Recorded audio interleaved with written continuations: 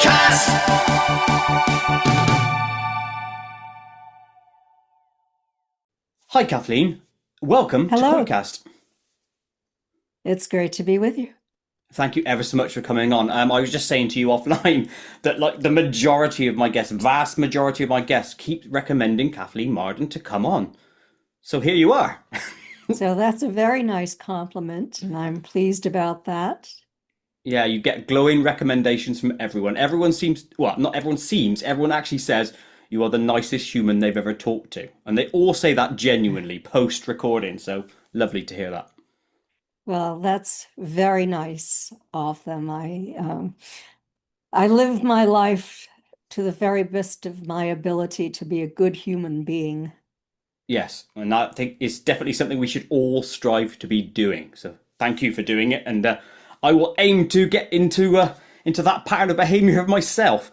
But let's start this off, Kathleen. Who are you? Where are you from? Etc. Okay. Well, my lifelong pursuit of UFO, UAP, and extraterrestrial contact research stemmed from my personal connection to the 1961 Betty and Barney Hill abduction. And this experience ignited decades of dedicated investigation, archival research, and advocacy, including placing the Hills records at the University of New Hampshire. I'm the trustee of their estate. So, with my background in education and sociology, I transitioned into a leading UFO researcher and author, contributing significantly to MUFON's experiencer research team, which I founded and directed for 10 years and participated in four large scale, pardon me, It's in okay. four large scale studies on experiencers where the word participated means that I was a researcher on Sure. these projects on about 6,000 experiencers to date. So I have extensive publications, including two editions of Captured, the Betty and Barney Hill UFO Experience, the book Science Was Wrong, which was also published in Chinese, and Fact Fiction and Flying Saucers, also the Alien Abduction Files, and Extraterrestrial Contact, What to Do When You've Been Abducted, and two editions of Forbidden Knowledge. So I've been quite busy over the years. Very I work busy. as an advocate. Um, to highlight my commitment to understanding and supporting individuals who have experienced contact with non-human entities. And I've appeared as an on-camera expert on more than 60 shows on television and in video productions and innumerable radio shows and podcasts. Additionally, I've lectured at conferences across the United States and in several foreign countries. And you can reach me or read a number of articles that I've posted, many, many articles, or purchase my book if you live in the United States at www.kathleen-marden.com. If you live outside the United States, all of my books are available on Amazon in multiple formats. So that's a little bit of information about me, who I am, And and you've why I'm done here loads, today. like you say, yeah. Yes. And I will say to everyone watching, I put the links to Amazon, etc., down below and to Kathleen's site. So go and check those out. Amazing information there. I spent a nice evening there the other day going down the rabbit hole, which is amazing. Thank you for helping me do that. Oh, you're welcome. So obviously you touched on the Betty and Barney Hill there, which is obviously a massively famous case where they interacted with non-human entities in 1961. Would you mind going over the story? Again, give as much or as little as you wish, and then we can dissect from there, if that's okay. Yes, Lovely, that's thank you. fine. Can you hear me okay? Yes, very much. Okay. So I was 13 years old and returning home from school on September 20th, 1961, when I found my mother speaking on the telephone with my Aunt Betty. And So I overheard the conversation where there was great concern in my mother's voice. And after the conversation, she told me that Betty, my aunt, and my uncle Barney were returning home from a short vacation to Niagara Falls, to Montreal, and then down through the state of New Hampshire to their home on the seacoast on the night of September 1961, until the early morning hours of September 20th, when suddenly a UFO swooped down over them. They called them flying saucers in those days. And that it had come so close, hovering only about 100 feet over the top of their vehicle, that my aunt was very concerned that they had been contaminated. They had left their suitcases out on the porch. They didn't dare to take them into the house. They had thrown away any food they had in a picnic cooler. They had taken long showers because they felt really grimy when they arrived home. Dirty. They said clammy. What, and Is that the actual word? more than usual, like post a journey somewhere. Absolutely, Wow. more than usual. And there was evidence that something had occurred. Now, they had full memory of the trip, but they had partial memory of something that had happened to them after the craft swooped down over them. When it swooped down, it caused my uncle to have to stop in the middle of the road.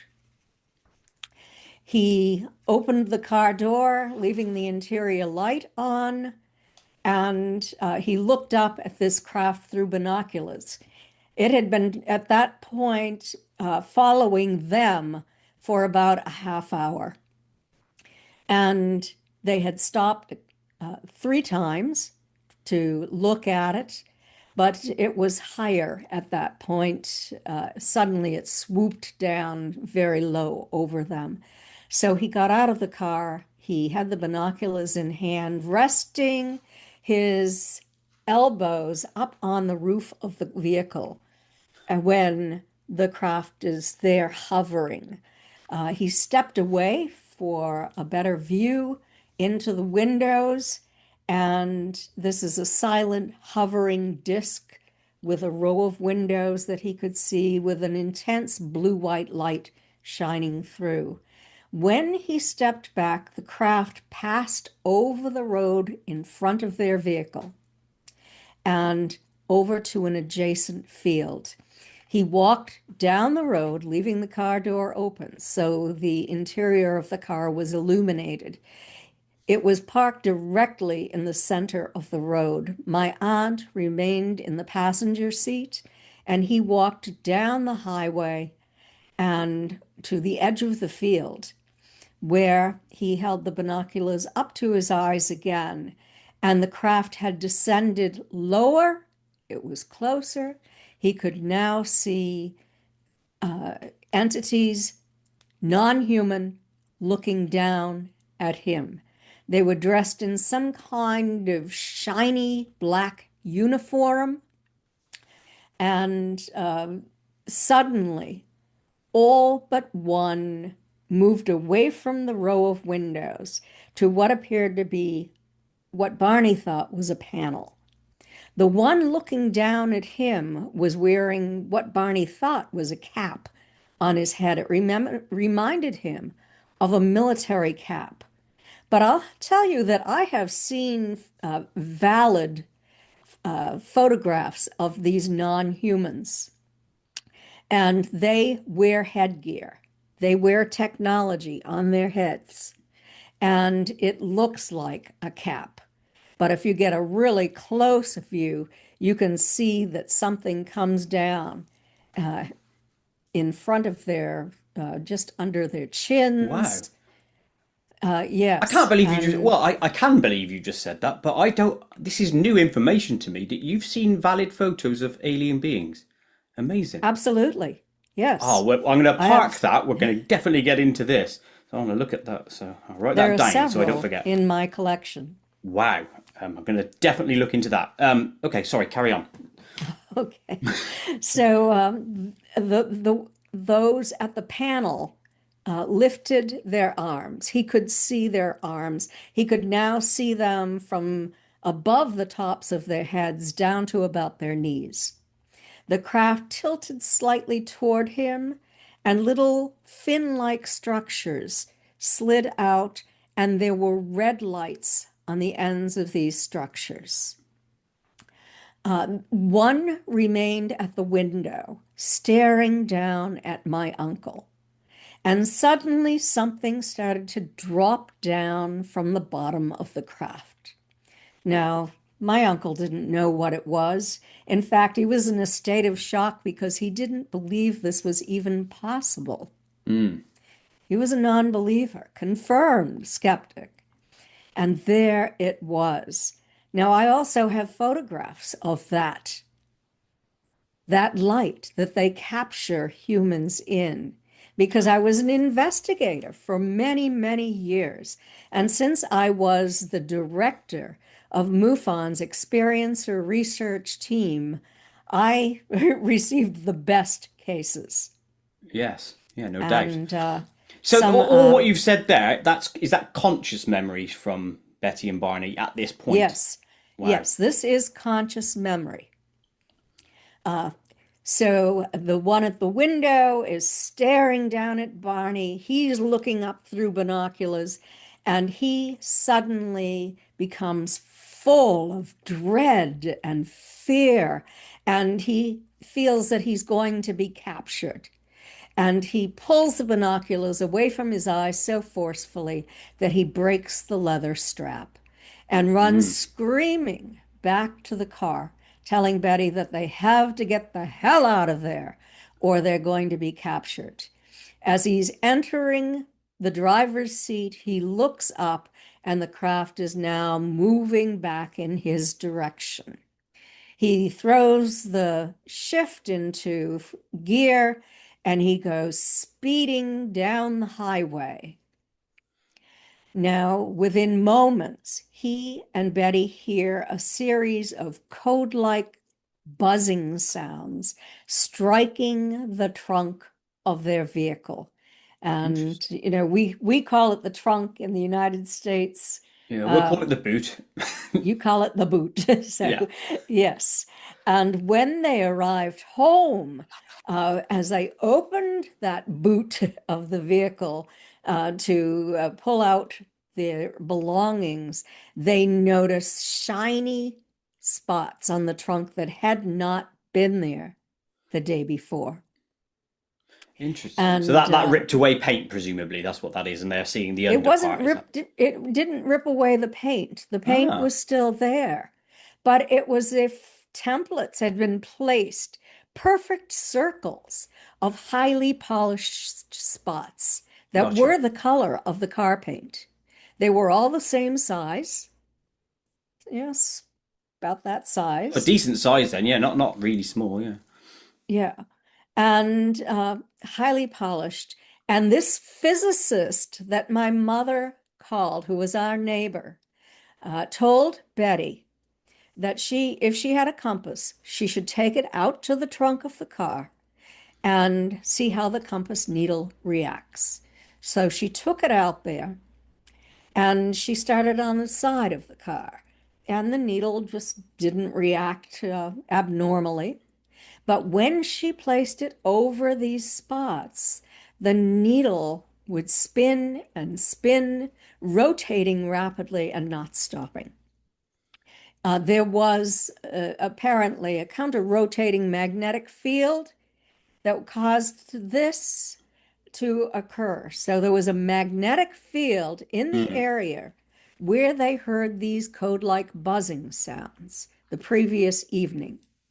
And when they heard these code-like buzzing sounds, it caused their car to vibrate and for a tingling sensation to pass through their bodies. In fact, Betty wondered if it was electrical, and she felt the metal on the interior of the car, but she didn't receive an electric shock. Nowadays, we know that experiencers who are taken feel this tingling sensation passing through their bodies as something from a higher vibration is entering their environment and taking them to this non-human environment. So Betty and Barney felt that. And the next thing they knew, they were 35 miles down the highway. They again heard these buzzing sounds striking the trunk of their vehicle. It was as if only a moment had passed. They weren't aware of the passage of time, but they regained full consciousness with this, back to their normal state of consciousness. Yeah. They had memories. They had confusing memories, inexplicable memories of finding themselves on a dirt road now, no longer on the highway, but now they're back on the highway. But the memories of being on the dirt road without remembering how they arrived there. There were trees, tall trees, lining this road. They remembered being stopped by a roadblock. They remembered a fiery orb that seemed to be sitting on the ground or hovering just above it. When they heard the second series of buzzing sounds, they didn't see the craft this time. And they drove home.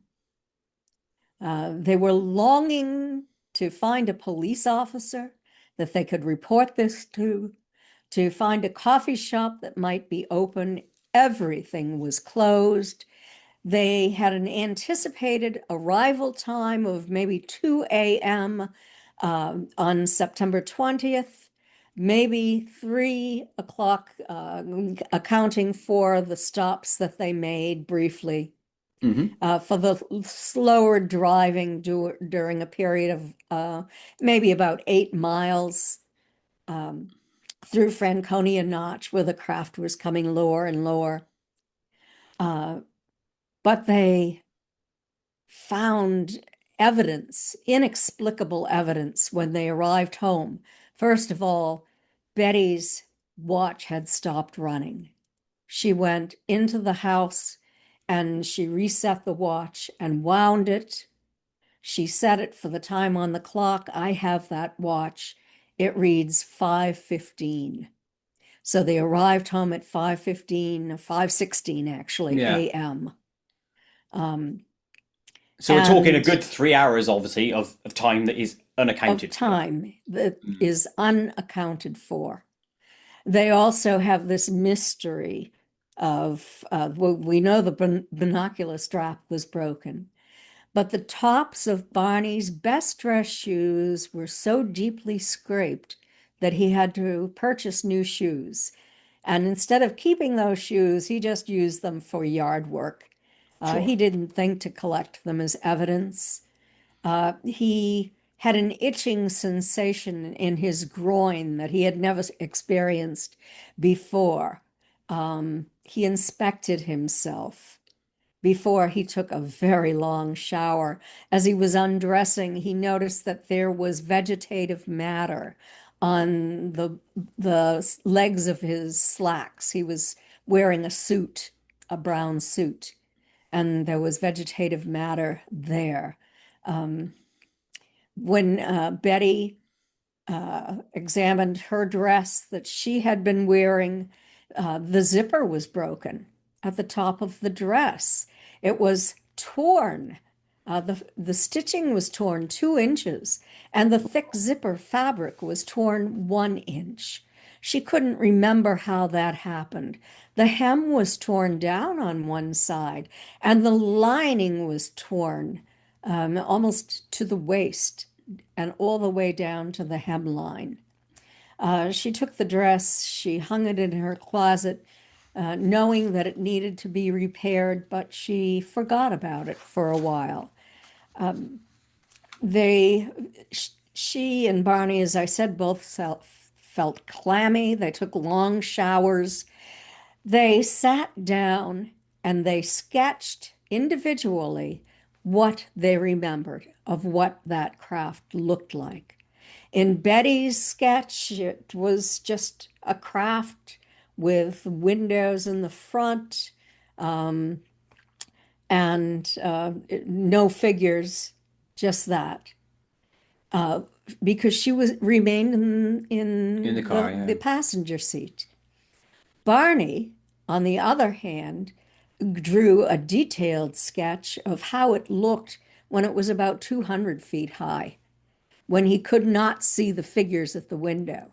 And then again, when it was about 100 feet in the air, and he drew the figures in the window of the craft, and he drew the fin-like structures that slid out from sides of the craft. So that is in the archival collection. All of that Betty's as well. They were never going to tell anyone. Barney said to Betty, I want to forget this as quickly as possible. Don't tell anyone about what occurred. But Betty was distressed. Betty wanted to know what happened. She was very curious and well educated, highly intelligent, college graduate. She was a social worker for the state of New Hampshire and also active in the civil rights movement. So, she and Barney were doing good things in the community. And she wanted answers. So she told my mother, and then my mother told a friend of hers and my father, who had been the chief of police in the small town of Newton, New Hampshire. And he said that the police department had received a phone call from Pease Air Force Base. And Pease told them that if there were any UFO reports, that the witnesses should file a report with Pease Air Force Base. So, Betty first went out to the car. Barney went out to the car, was attempting to dismiss those spots as, it was an old compass, but the same thing happened when he placed the compass over those spots. It spun and spun just as it did for Betty. Dot and Henry from upstairs, Betty owned an apartment house.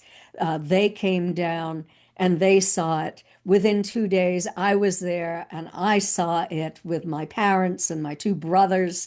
That's when I heard from Betty what had occurred. My father heard from Barney details about what he observed, including these non-humans who frightened him so badly. And, so I was highly curious about You were what hooked from then, happened. wouldn't you? I would have been. I certainly was, yes. So Betty and Barney did file a confidential report with Pease Air Force Base. And then Betty took the first book she had ever read about UFOs out of the Portsmouth Public Library. And inside that book was a message from Donald Kehoe, who was the author Hmm. of the book. And he was the head of the National Investigations Committee on Aerial Phenomena.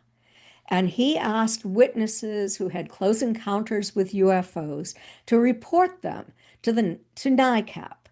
And so, being good citizens, Betty and Barney sat down and Betty typed a letter to NICAP where she described the erratic movement of the craft, how large it was after it swooped down, how Barney had observed figures on the craft through binoculars who frightened him so terribly that he had developed amnesia for part of what happened after the buzzing sounds.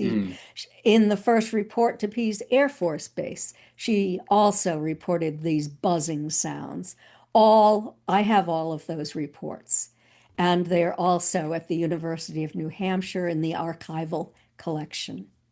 Excellent. So eventually, members of the family found out, and we were sworn to secrecy.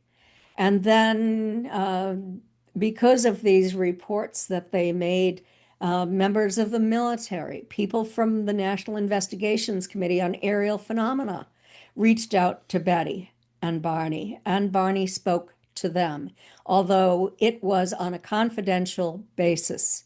Betty and Barney were invited to Rear Admiral Herbert Knowles' home for brunch, and members of the Canadian military were there.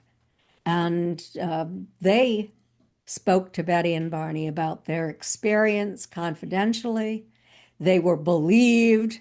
They knew this was real. So it was very helpful to Betty and Barney to have this support from individual members of the Navy and also the Air Force. And obviously family. You need that And validation, I think.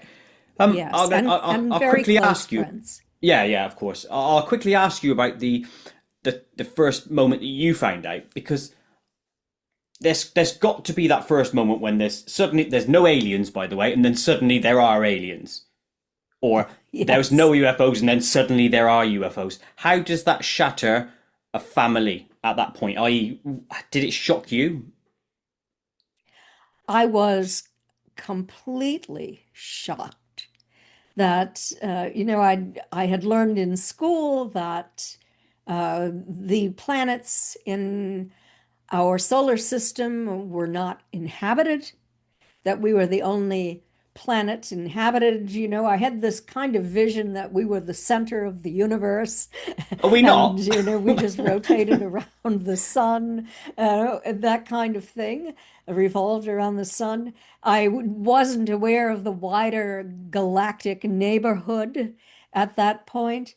And so I was very curious. I became interested in astronomy. My father bought me a telescope and he taught me so much. We would go out sky watching at night with my telescope. Oh, nice. So I was immediately interested in that. I have to say, as a young girl, my favorite books were about Nancy Drew, Girl Detective, and I watched the TV show Perry Mason. That was my favorite show. So here I was, an investigator already, based upon those kinds of things. I was incredibly curious. I wanted to learn everything that I could about what happened, about where these non-humans might be from, if they were visiting on a regular basis, that sort of thing. And so I ended up meeting almost all of these original investigators because Betty and Barney would bring them down to the family farm where Betty grew up. That's where my grandparents lived. And I grew up directly across the street from my grandparents. Amazing. See, now And a supplementary question before we dive directly back into the experience of Betty and Barney. You obviously had the grounding from your detective work, so to speak, your research potential. Was it only at that point you thought, right, now I've chosen my subject, or had you been interested in potential UFOs prior to that? Because they were about from what, 1947-ish. I've never heard of them. I So there came you from a go. political family. My grandmother was a union organizer. My grandfather was on the board of selectmen for the small town of Kingston, New Hampshire. He had been the chairman of the board of selectmen and an elected police officer. Very much interested in community affairs, sort of welfare agents for the town, taking care of people who were less fortunate than themselves. That was the kind of atmosphere I grew up in. My father was a Boy Scout leader. I was involved with my mother in the 4-H. There was a farming community. And, so that was sort of our background, political and community oriented, no interest in the topic of UFOs or, this sort of thing. I can tell you that something had occurred to my mother in 1957. She and my aunt always, not my Aunt Betty, another aunt who lived beside my grandparents, always went grocery shopping on Friday night.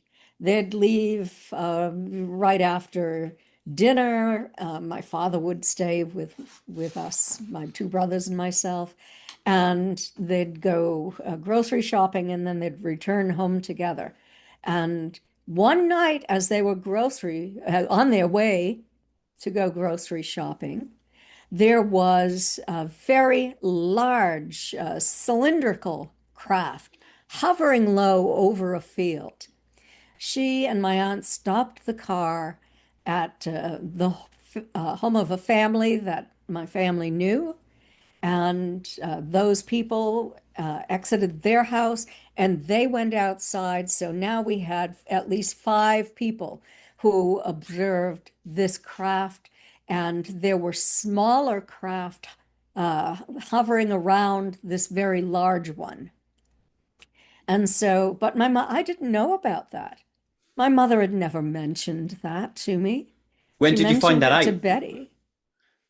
Pardon me? When did you find that out? It was like I years found that later. out on September 20th, 1961, on the Ah, day there that you go. Betty and Barney arrived home after their experience, and my mother had talked to Betty. And that was one of the things that my mother told me that day. So I was amazed by that as well. Yeah, I bet. It's validation from all angles here. Let's Yes. return directly to their encounter before we then branch into where the story goes, because obviously, well, not obviously, it goes in a regression potentiality. There's I know they both get regressed, which then obviously sparks off your interest, presumably in hypnotic regression. So we'll talk about that as well. I want to Yes. talk about the beam or whatever hit the boot or the trunk in this case. Did it have to be the trunk, or was it just the location where the beam or whatever hit? Could it have been equally have been the roof or the front of the car? I really don't know. I can't answer that question. I only know that from my investigations today and the video that I have of one of those beams, they can be carrier beams. They are capable of picking up vehicles. I don't know why they did it over the trunk instead of overhead, except for Mm. perhaps it would have taken Betty and Barney and the dog out through the roof of the vehicle. They it was striking the trunk. Now Betty and Barney thought that they had continued on their drive and they just couldn't remember it. I seriously doubt that that happened. I suspect, and there's no way of proving this, Sure. but I suspect that they didn't take the time to guide Barney, take control of his mind and guide him on the 8 mile drive off the highway onto a side road and then down another highway and onto another side road, which was the dirt road. I suspect they picked that vehicle up And then and then dropped it they there, put so to it down speak. again. Yeah, yeah. That's what I suspect. And that's what obviously Knowing the what I buzzing know sound was. today. Yeah. Hmm. Crikey, imagine being in that scenario where that happened and you must have been conscious at that time. I know there's that you suddenly have memories to a point and then you don't have memories, so you don't know what happens here without any regression. But there must have been the point when you're inside that car and if it was picked up and transported, whoa, that I mean that's going to shock anyone big time. Proper PTSD moments. Yes. And I will tell you, uh, certainly it was traumatic, very traumatic for Barney because he wanted to completely forget about it.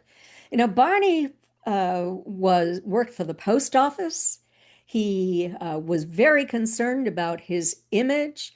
In 1965, uh, Barney had been appointed to the U.S. Commission on Civil Rights.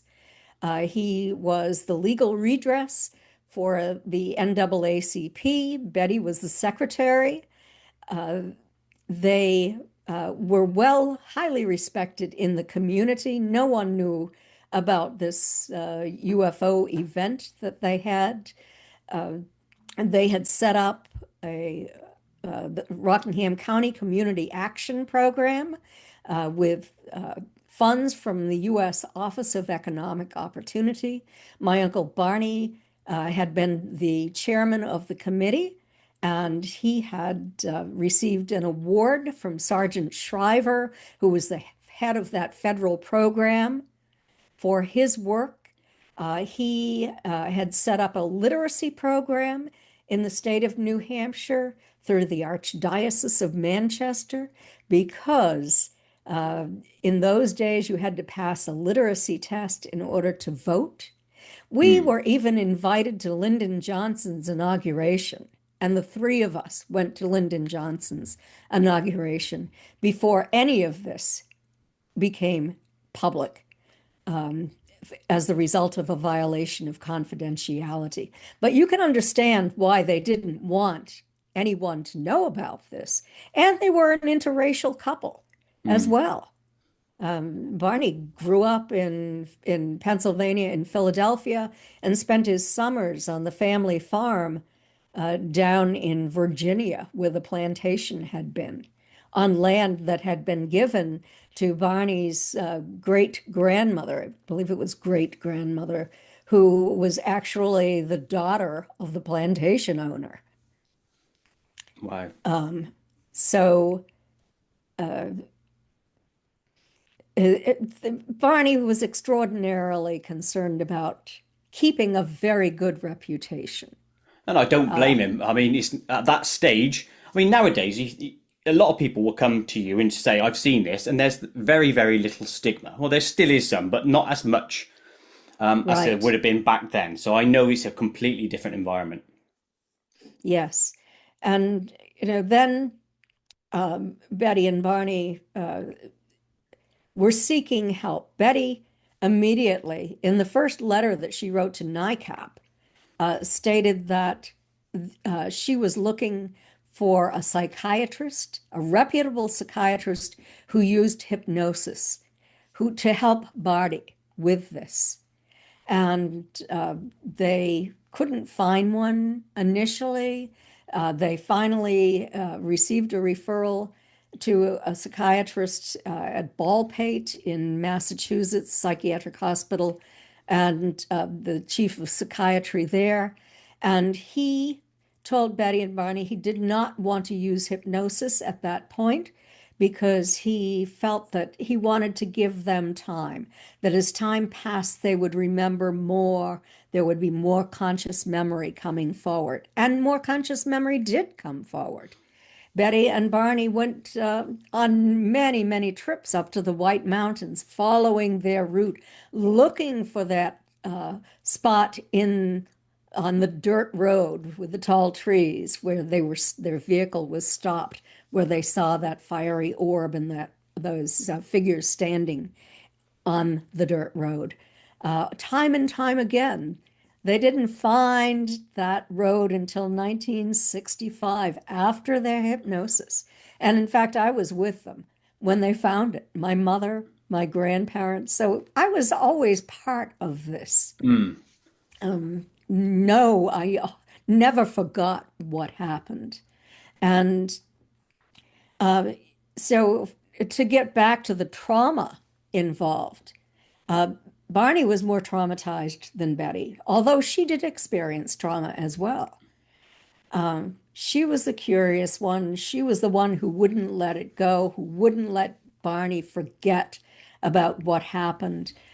He came to the point where he developed such a level of anxiety that he developed bleeding ulcers, Oh, high blood pressure.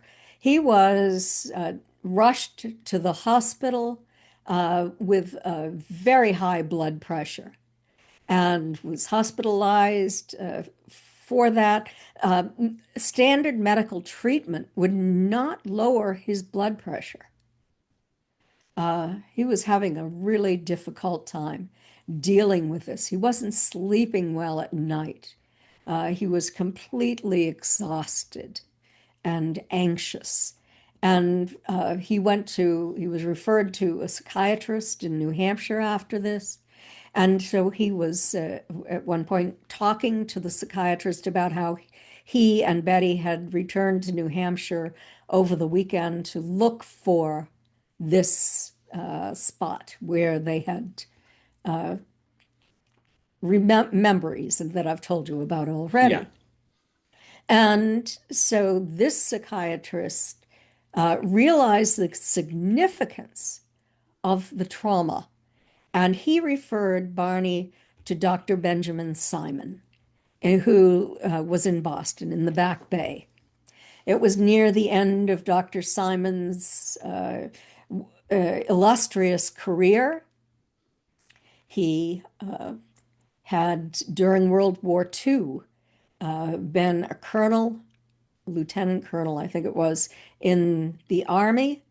He had been the chief of neuropsychiatry at the Mason General Hospital on Long Island in New York, and had successfully treated veterans returning with shell shock, with conversion hysteria, people who were not able to return to their families, to their jobs, because the experiences they had had were so horrific that they had developed physiological problems that were psychologically based due to trauma.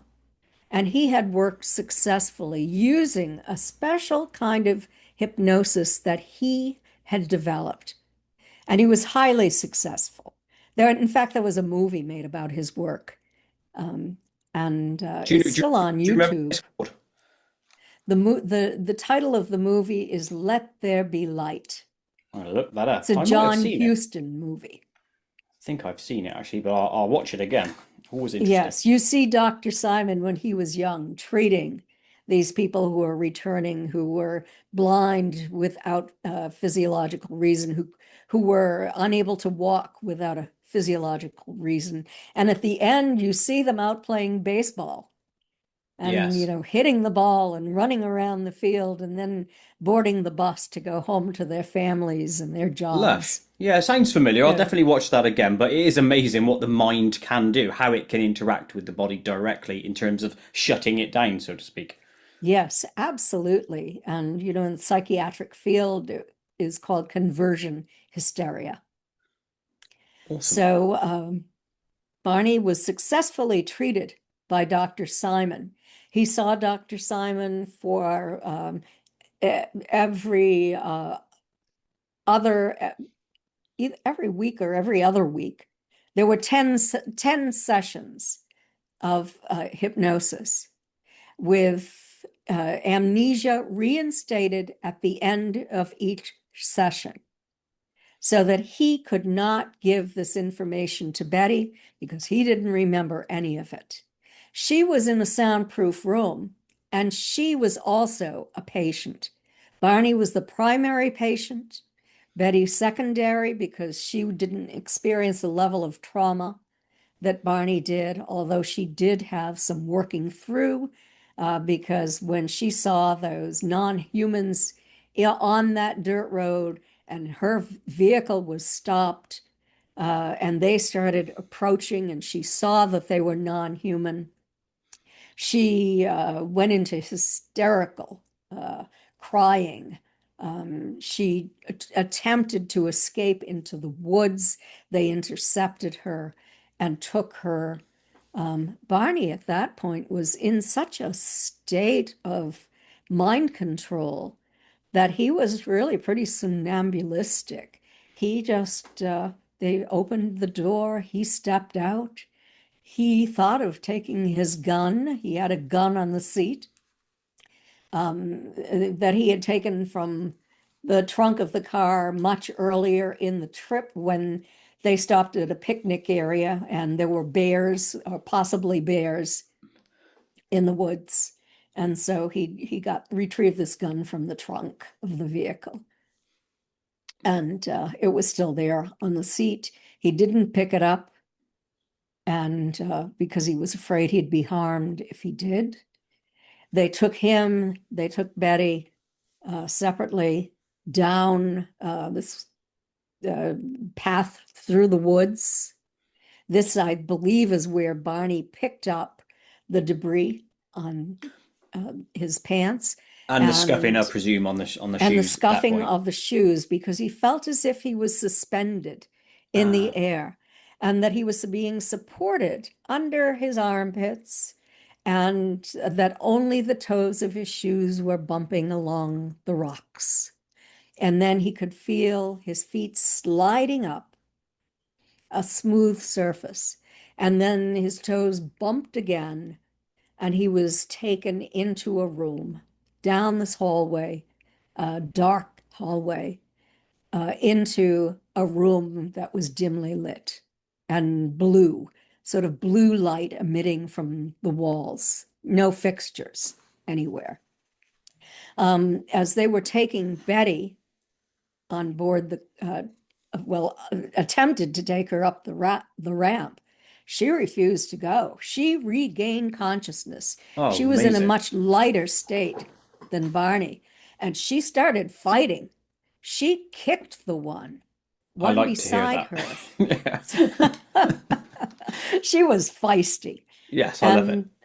And she kicked him, and this is how she tore the hem of her dress and tore the lining of the dress.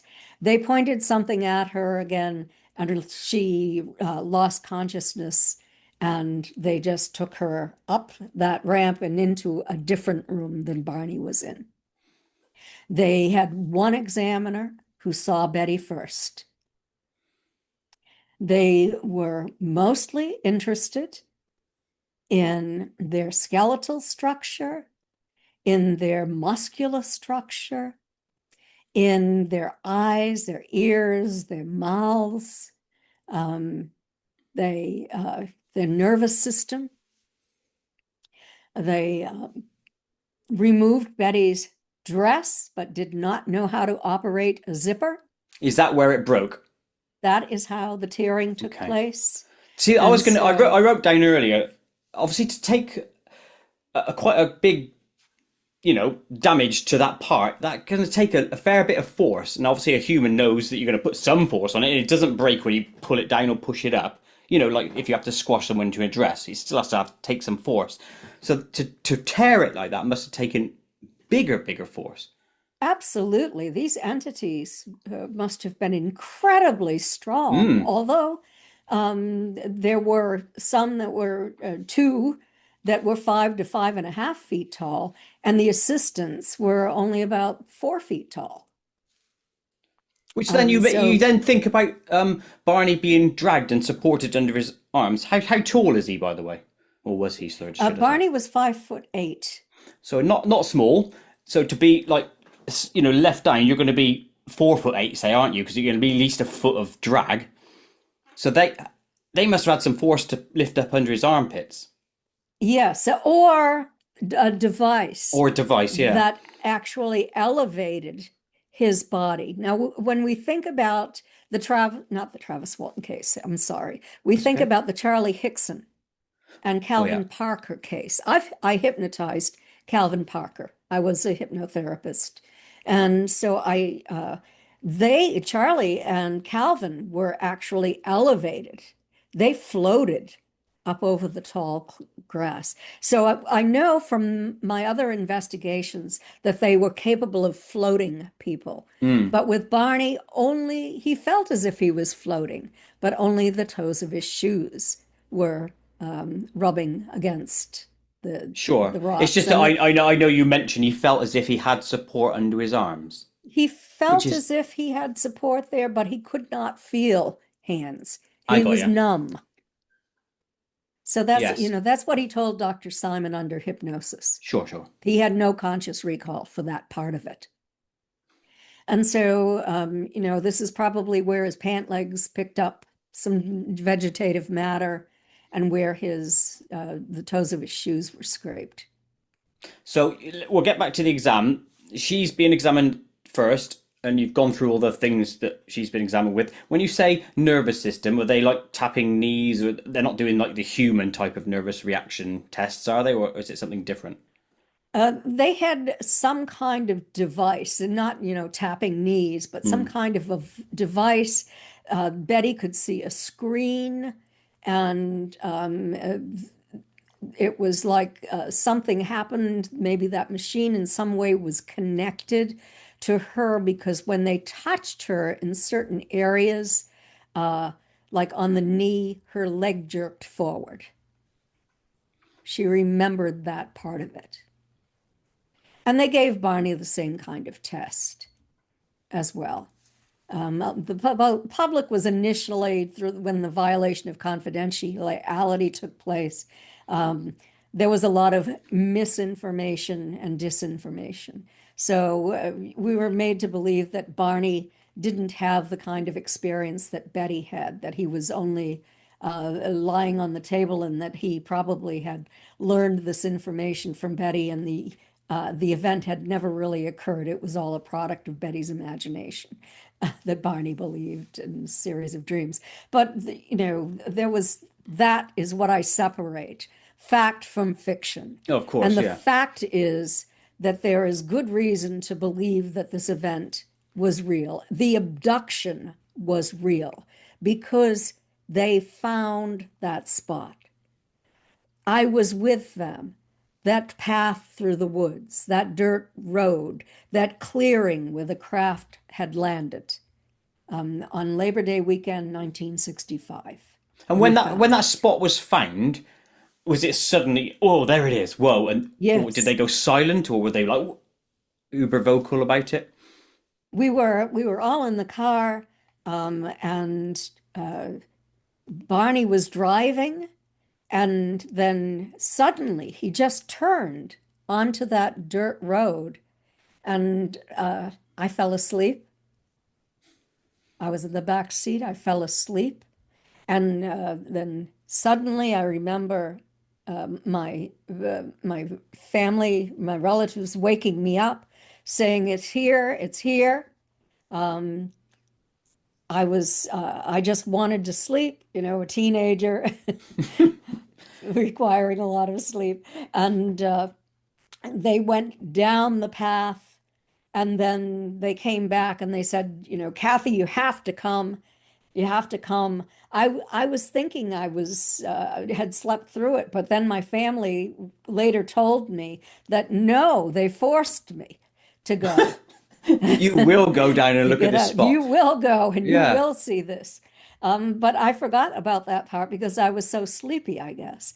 But yeah. my mother, my grandparents, Betty and Barney definitely had clear conscious memory of going down that path. And I went down that path dozens of times over the years. I bet. Now, at that point where Photographed that. yeah, of course, at that point where they said, right, this is it, and they've gone down and they're probably looking around and stuff. Did that point of finding that kick off more conscious memories? Well, they were very excited, but this was after their hypnosis, Hmm. so they had they had complete recall at Okay, that point. And yes, fair it enough. was, here is the sand. We remembered sand. This area of New Hampshire is mostly like rocky soil and weeds, and here was sand. That and here was that path. Here was this where the vehicle stopped on the road. Here is where they saw those non-humans approaching their vehicle, dividing into two groups, which is different than Betty's dreams. What they remembered under hypnosis was different than Betty's dreams.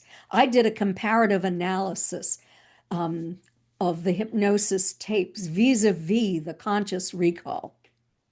And in fact, I with Jennifer Stein, made a DVD of this called In Their Own Words, of my comparative analysis and Betty's and Barney's statements lined up from the beginning of this trip to where they lost recall and through their hypnosis. Mm. And then when they regained recall and went home. So it tells a So, yeah, big story, doesn't it? It's all validations from every angle, is the way I see it. there is That's validation from every angle, scientific analysis of the uh, deposits on Betty's dress, new evidence. I've never stopped looking for scientists who are willing to do an analysis on Betty's dress. We have now rare earth metals used in nanotechnology on Betty's dress. We have DNA from Betty in the spots on the lining of the dress where she recalled having a needle inserted into her navel. It is on the lining only. It is not on the exterior of the dress. So it wasn't as if she drooled and something deposited yeah, I there, went through. Yeah, or she, spilled a drink or whatever. It's not on the lining, on the outer surface. It's only on the lining coming through from her body out. it was one of my questions I've written down to discuss with you. What was the latest on the dress? Because to me, that's one of the massive evidence pieces. The dress in all its It is entirety, to me too. and especially They that placed substance, whatever's there. absolutely that pink powdery substance that Mm. first underwent analysis at the University of Cincinnati back in the early 1970s. And they said that the substance on that dress was highly unusual, and they had tried all kinds of experiments using different chemicals, using ultraviolet light, using bleach. They could not reproduce whatever deposited on Betty's dress. Have Now, obviously, in your mind, and you will have done loads of thought on this over the years. What do you think that substance is and/or used for, or was it a result of something? What, after speaking with many scientists about this, so um, actually it's coming from their minds, not my Sure. mind. They're the experts in this field. My background is in sociology and social work and education. So the scientists have told me that what they believe happened is that Betty's dress was sterilized. There was some kind of sterilizing agent used on her dress.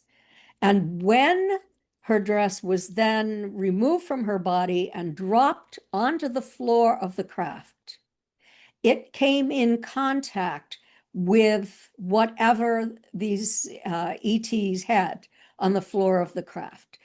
Also, they were supporting her under her arms, and her dress is heavily saturated with a pink powdery substance that penetrated right through her dress in those areas. And they believe that what happened is that some kind of, well, everything was sterilized. The dress picked up this material from the hands of the non-humans and from the surface of the floor. And that when she arrived home and she hung the dress up because it was torn, that this medium, whatever was on the dress, um, permitted some kind of either yeast or mold to grow on the dress. It was a pink powdery substance.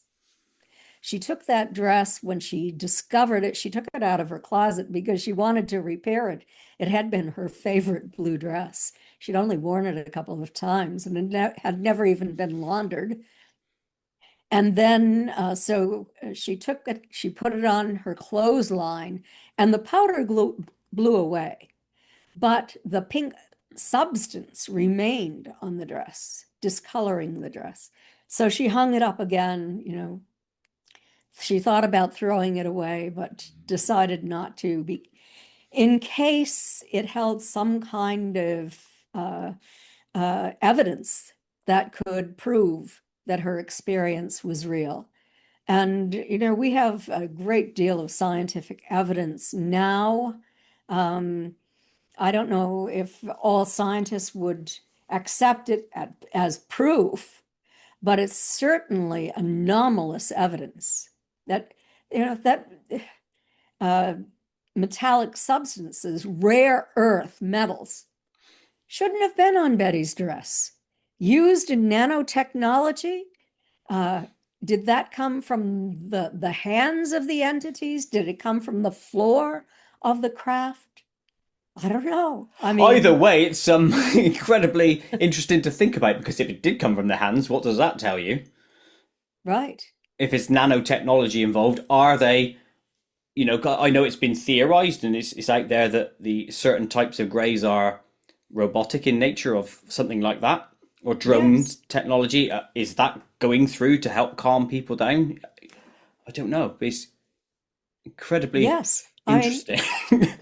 there is a lot of speculation that the shorter grays, who are really just assistants, they're the ones Hmm. who capture people, they're the ones who make sure you don't get off the craft with anything that belongs to them. They might help to undress people. They stand in the doorway to make sure that the people, the humans inside, don't escape, that sort of thing. Maybe they are nanotechnology. Maybe it was them who had touched Betty's dress in the area where where that metal was deposited onto the dress. This rare, rare elements. Yeah, I do a Um, lot of theorizing and speculating, but either way, however we do it, obviously I like the science and we should hit home with that. But yes. either way, it's fascinating. Either way, it's fascinating. Yes, the Um, science is what really counts when you're oh, of course, about to validate something. You yes, need the and science. this case has got oodles of it. And I want to get into something um, that I've written down earlier. Is this case, do you think, an opportunistic capture, or do you think it was planned? I don't know if you can answer that because it's I have speculation again. thought and thought and thought about that. I have thought, was Betty taken in the past? Is this why she didn't have the level of fear that Barney had? I see, yeah. Why they took her, did her examination first? Why they communicated with her in the way that they did? Why they showed her evidence? Um, Was she taken? I can't answer that. She doesn't have recall or didn't have recall. She died in 2004. But um, I don't know. There's a I know you can't possibility answer it, but because it's we a big have, thing, isn't it? yeah, our studies indicate that this is intergenerational in across generations, dating back possibly to the 1940s. Mm. And so then I had to ask, was my grandmother the first one taken? Was my mother taken after she saw that huge craft in the field, but simply did not recall it Yeah. at the time? Mind-boggling again, either way, if it was opportunistic, because the way these exams are done, it clearly stands out just like it would be us going after an animal. Oh, we found a new animal species, let's study it. Knock it out with a bit of drugs, get it on board, do all those sort of tests that were done clearly to Betty and Barney Hill. It's similar things. Is that what you think happened? Yeah. Well, I've also researched uh, what experiencers have been told in these number of studies that I've worked on. Open-ended questions. Did they communicate with you? If so, what did they say? And over and over again, the information is that initially it was opportunistic. But then when they discovered the characteristics that they were looking for, they took people across generations because they were attempting to move humans ahead on an evolutionary scale. And so they could more easily gauge the progress that they made across genetic lines over generations. So, clearly scientific. Very much so. And this is again is a big topic. I'm going to actually park part of that for later because I want to get into our broad and theoretically challenging ourselves, if you will, on the wider topics. In terms of the fins on the craft, was is there any evidence at all of a purpose for them? Had anything come up in regression about the fins? Nothing came up about a purpose for them, only that they were there. I have over the years looked and looked for that description in other craft, and my colleague, Dr. Irena Scott, had actually found evidence that it had been same kind of craft had been reported by others in that time frame. Yes, and I'm glad you said that. It's nice to have again validation in terms Yes. of what you think the fins were for. And again, it's just speculation, so I apologise for taking you there. Is it anything to do with the beam? Do you think? I really can't even speculate on if it had something to do with the beam, if it had something to do with communication, something to do with picking up the vehicle, if that's indeed what occurred. Yeah, yeah. There are so many It's ifs and mysteries buts. I know. I here, get it. Yeah. in my speculative mind about what might have happened. I, I'm, I don't know. I can't answer those questions. No, that's fair enough. When the car, from what you believe, it was transported from A to B, i.e., the dirt road, and then you said that the beings had come down and they opened the car doors. I know this sounds almost blasé in a way. How would they know how to open a car door? Was it straightforward, boom, open? Well, first of all, Betty opened the door in Yeah. an attempt to escape into the woods. Um, Barney, I know that he put his hand on the door handle, and three were at the door. So I'm not sure if he opened it or if they had taken other people from cars or if they just figured it out. I'm not sure about that either. No, that's fair I enough. know, have been a number of people who have come forward to say that they were taken years before Betty and Barney were taken, but they had never reported it until much, much later in their lives. They just went on with their lives with partial memories and then decided to investigate it or have it investigated later on in their lives. Betty's watch, obviously it wasn't digital back in 61, clearly a mechanical It was watch. wind up. Yeah, exactly. It literally is a wind up. What could stop her watch? The magnetic field. Ah, so we can prove that with science that a magnetic field would stop the mechanism.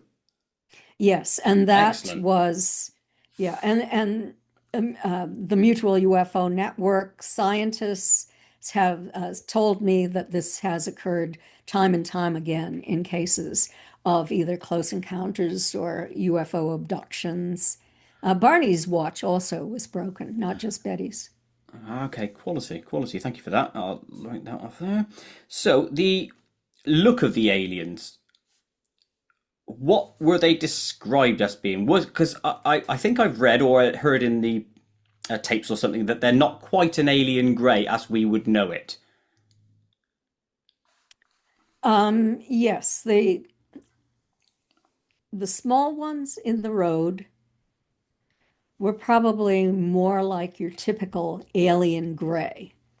They, the dark eyes, the tiny nose, the little upturned nostrils, the slit for the mouth, completely hairless, oversized heads for the size of their bodies, extraordinarily thin limbs.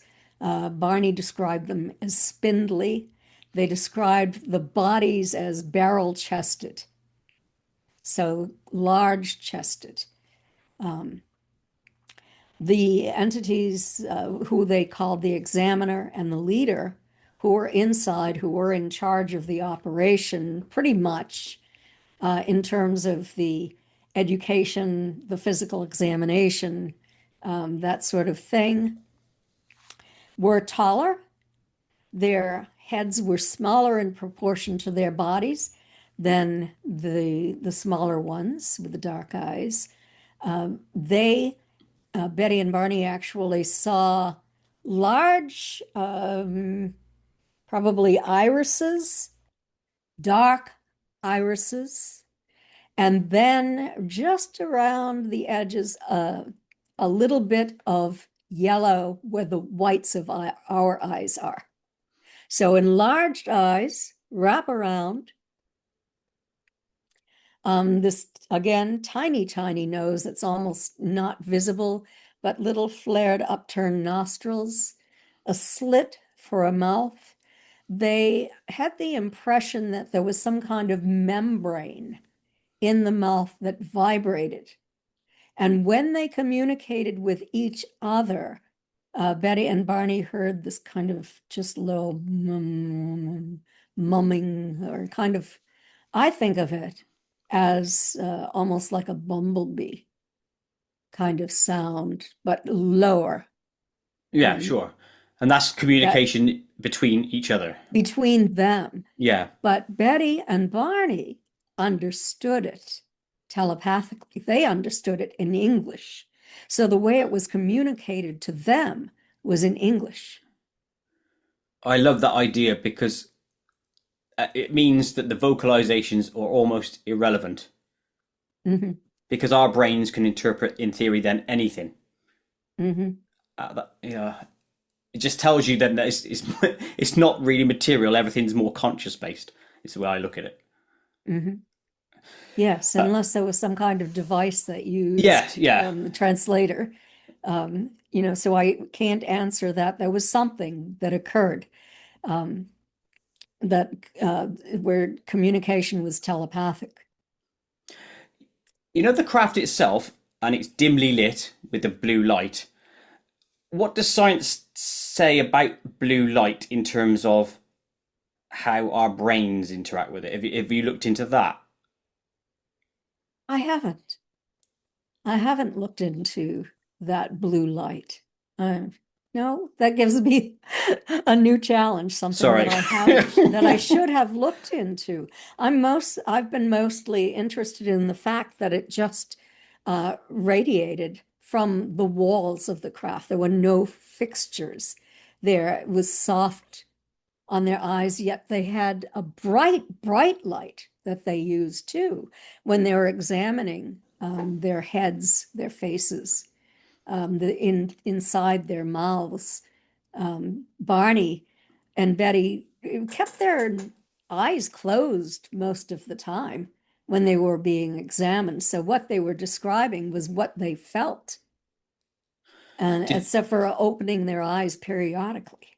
did they were they told to keep their eyes shut, or did they force themselves to No, keep it shut because they were scared? they were scared. Yeah. That's the reason they kept them No, that's fair closed. enough. I know I And would be doing the same thing. Yeah. but the non-humans were telling them telepathically, we won't harm you. We have only a few simple tests to do. You'll be returned to your car. You'll be on your way home shortly. That kind of thing. I know from the exam, and I know, I think Betty said this, that there was pain in the exam itself.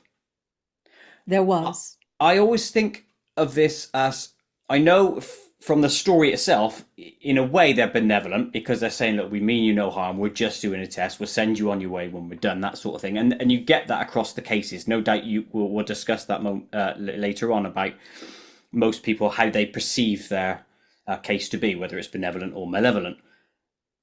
Hmm. But why do they subject us to pain? If they can erase memories to get rid of, in theory, PTSD to a certain degree, why do they inflict pain on us? They must know that's a big thing about being human.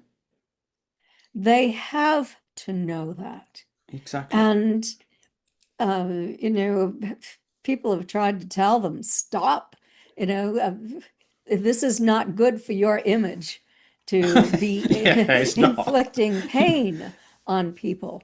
But, you know, they say that you won't feel pain. Betty said, don't, when the examiner had this very long needle, and she said, what are you going to do with that? And he said, well, only a few simple tests. We only need to put it into your navel.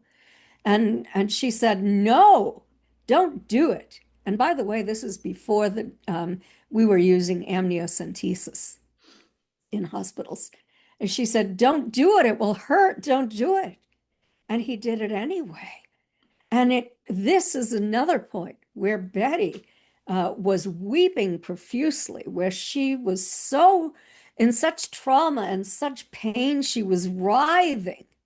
And then the one up by her head, who was I'll call the leader, I Hmm. always call the escort, uh, did something, and it removed her pain. She could no longer feel the pain. Some kind of mind control, I think. And she was grateful to him at that point that he did this for her. Do they let you feel pain so you'll be grateful to them when they remove it? I don't Mm. know. I've thought about this a lot. Yeah, because that you can go into the whole Stockholm syndrome with that thing, can't you? Which is, Yes, I'm now grateful to my captors for giving me a little bit which they took in the beginning. yes. Yeah, I don't know. I don't know whether to go with this one. I've juggled it in my mind for a long time. Time are they Mm. benevolent versus malevolent? But hey ho. Um, I want I to think talk it's a about. matter of, I'm sorry. I No, think it's okay. it's Go on. largely a matter of human perception. The studies that I've engaged in indicate that about 20% think it's malevolent, 20% think that it's highly benevolent, and the other 60% think that it's fairly neutral or scientific. I think that our level of fear colors our perception of That's what fair. has occurred. And, some of these entities simply are not as nice or as caring as others are.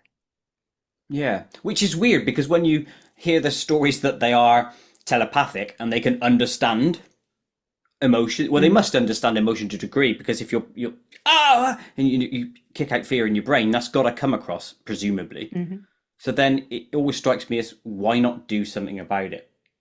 mhm. Unless we are interacting with the drones that are just operating on machine code that don't care. But I have the impression that the leader and the examiner were sentient beings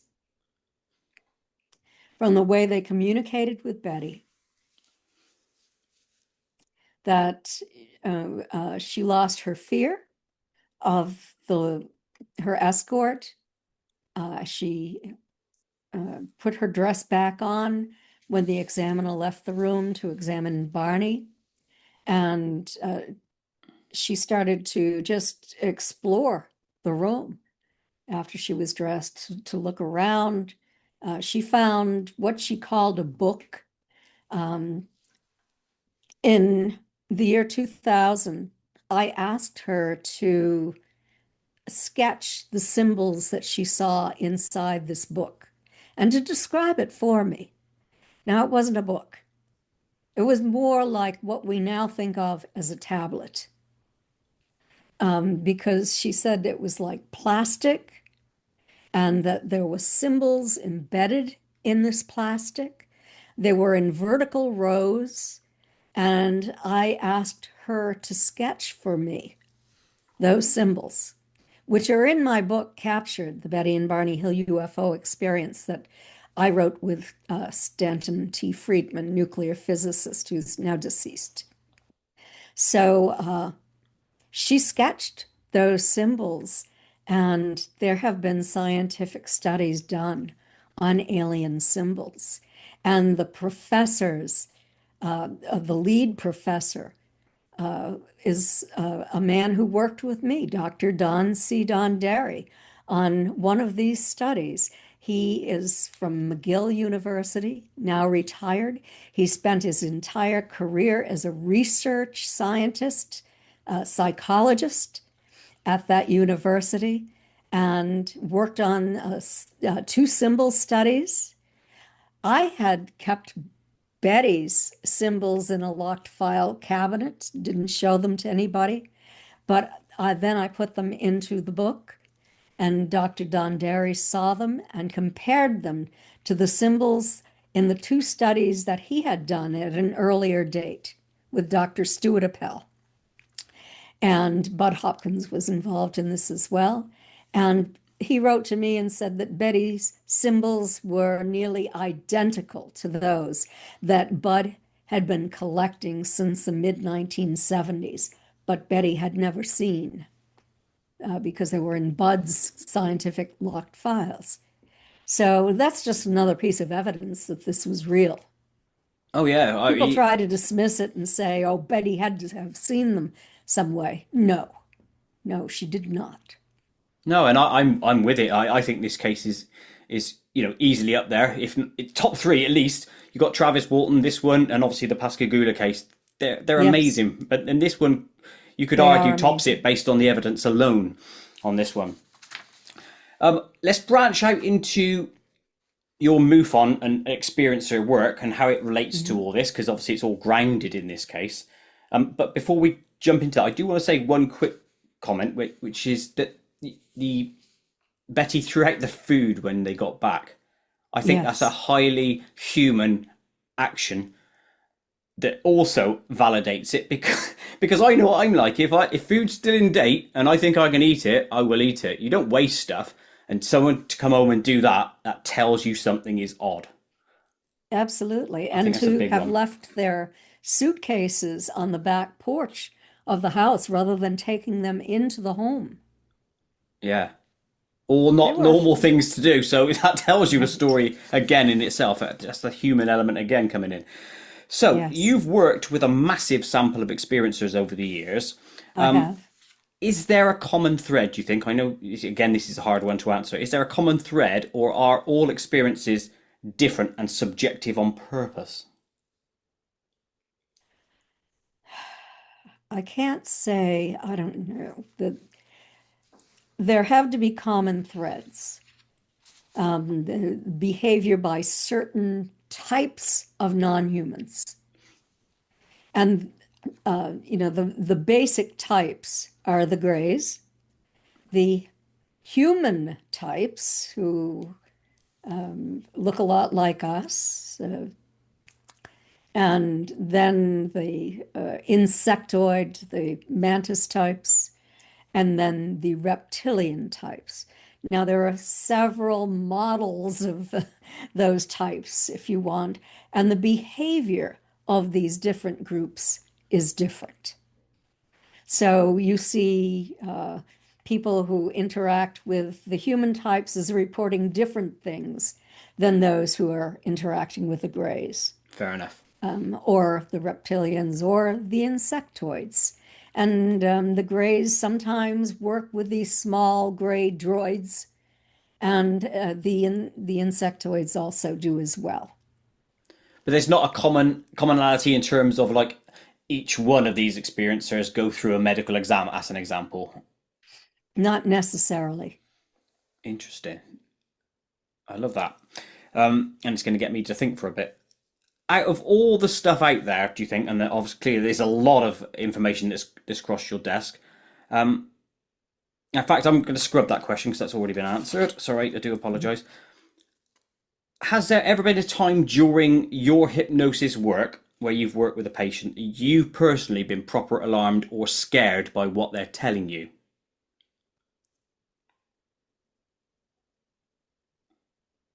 Hmm, I'm thinking back.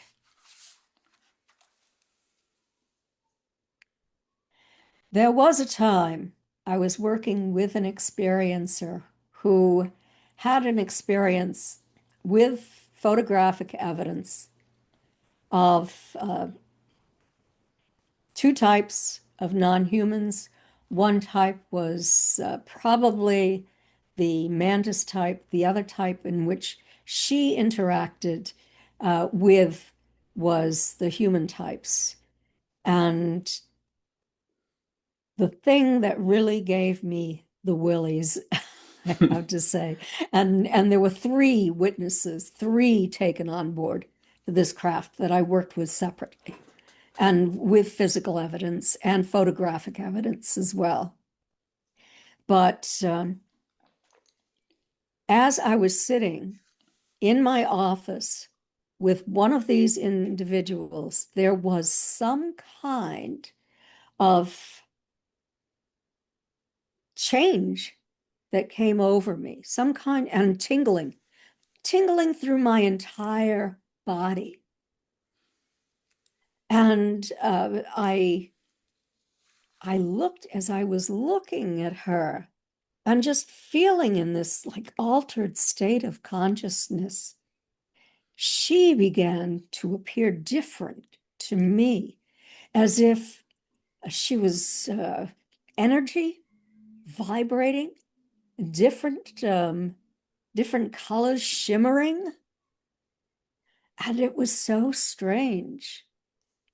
How long did that last for? Um, I don't know how long, but finally she spoke to me and she said, "I'm seeing you differently." And I said, "I'm seeing you differently as well." Whoa. What do you think was happening there? Are you like being raised to a different vibration or lowered to a different vibration? I Is think it that it wasn't lowering, it was definitely raising? raising my vibrational frequency. And what And was it the remained that purpose? way. Um, I think that it was because she was in contact and had been throughout her life with these higher vibrational, human looking entities. And it was just an elevation in my vibrational frequency. I was using quantum healing hypnosis I see. I on get how it's her. coming in now. So we were having our conversation before. I have a 3, 4, 5 hour conversation with people before I ever do hypnosis.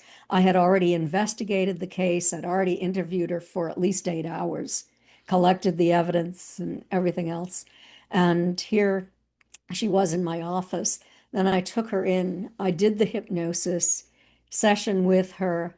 Remarkable information about being on the craft, being in their presence, them communicating with her about how at one time in our distant past they had actually lived on our planet. Scientists are beginning to say this now. Some scientists, not the, what you would find probably among mainstream academia, but the scientists who are on the cutting edge of discovery, finding that there was a highly advanced civilization on this earth, on this planet at one time in the distant past. And they told her years before I found this out that they told her that they had lived here. They had incredible technology on this planet, and there had been an environmental collapse that most people could not go elsewhere. But these were people who had the technology to travel through space, who found a planet in a binary star system that this planet that they settled on was mostly in twilight most of the time, that they had lived there, had developed their new society. They worked cooperatively together. I can They see where were this is only, going. Yeah. yeah, Is it towards the only, greys, clearly? probably the Greys were doing their work. I Mm. don't know. I don't know. Or maybe the insectoids were doing their work because they were on the same craft. Yeah, it's the whole wraparound eyes, twilight thing, pale body, dimly lit crafts with blue light, and then Oh, obviously yes. obviously doing everything here majorly at Captured night. in Yeah. captured in the blue light. Now they were I was involved in this from the beginning because they were researchers and I introduced them to the confirmed experiencer that they wanted to do this experiment with. This confirmed experiencer was Chris Bledsoe, Oh, who he allowed them to come to his property, and he was calling in craft. The craft came in. They had their instruments all set up. They had in another area of the yard a Bell and Howell night vision camera running. They had their implements. They were attempting to communicate with this craft as it was coming in closer and closer. Suddenly, they found themselves, they remembered blue. They found themselves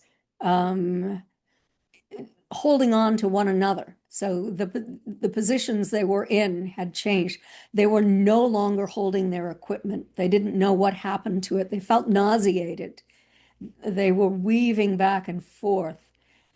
They looked around for their equipment. They finally found it under a bush. They had some memories of meeting these non-humans, of placing their equipment on the ground under these bushes.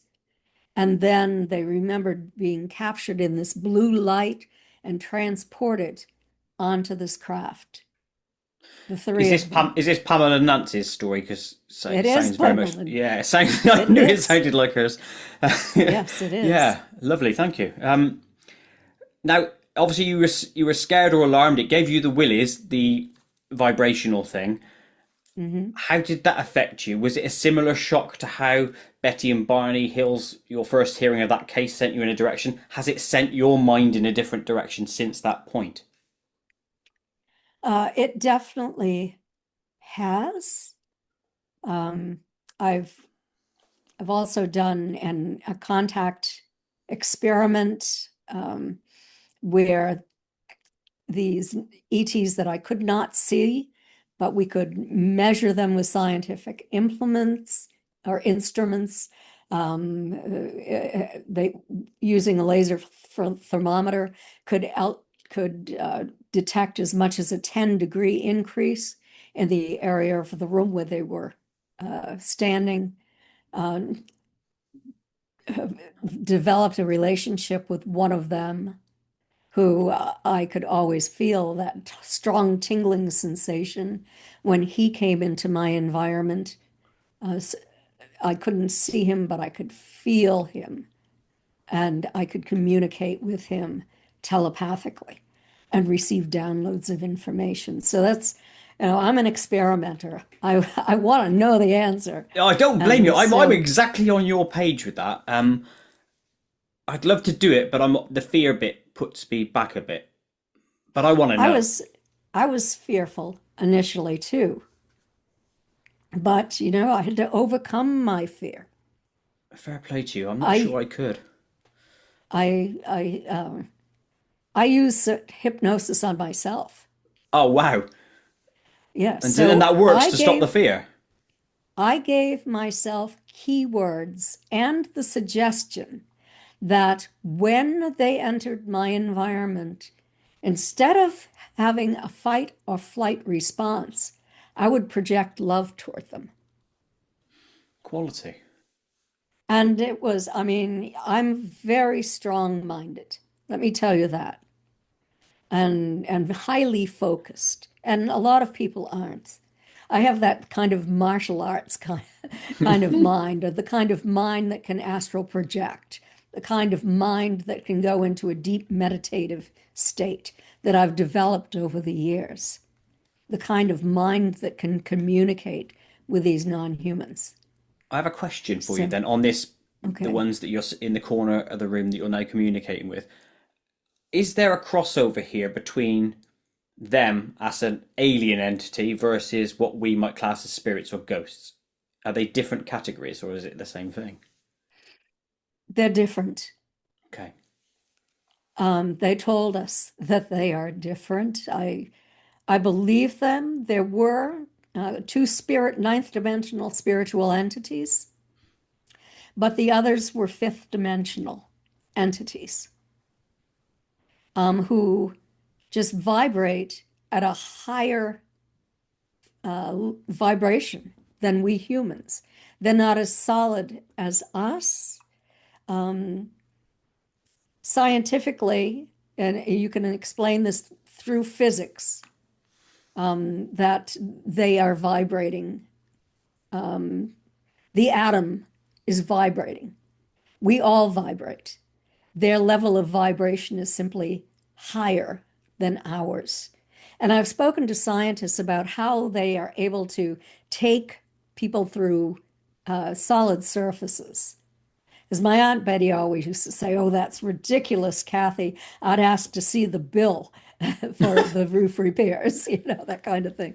And she didn't believe it at all. But I, through my years of research and investigation, know that this is possible because I've spoken to very high-ranking, famous astrophysicists who have told me that all you have, well, let me begin with what they said. Remember that the atom is 99.9% empty space. Correct. And all you have to do is align the frequency and the phase, and atoms can interpenetrate. So that's a scientific explanation for how they can come into our environment through that blue light and take us into their environment if they want to do that. Now, also, scientifically, and I've talked to medical doctors about this, our visual range is fairly narrow. So they could be in our environment, but we can't see them. We might see a shimmering. We might see a shadow figure. We might feel that strong tingling, but we cannot see them with our visual range. As our vibrational frequency elevates, we will be able to see them. Here's an interesting question on that very basis, right? I'm with you. I can see the science. I understand how it would work. Do you think all the beings, say at the next level above us, can they all see us? Or is it only special ones within there that can see us and then communicate, do you think? I am told that they can see us because those with a higher vibrational frequency, those are the ones they see and take or visit, that we shine more brightly. I see. So I get this now. Is this where the psychic gifts come in?